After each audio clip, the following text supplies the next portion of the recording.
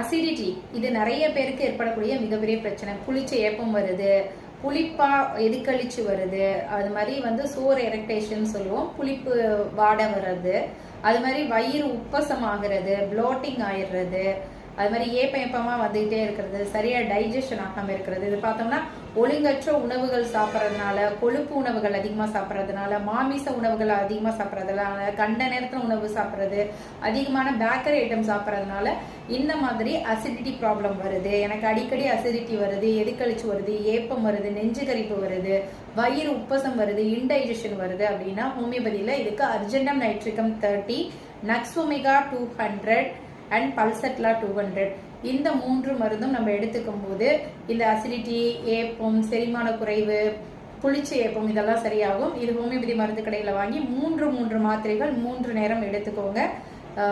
ரொம்ப தொந்தரவு இருக்கும் பட்சத்தில் நீங்கள் டாக்டரை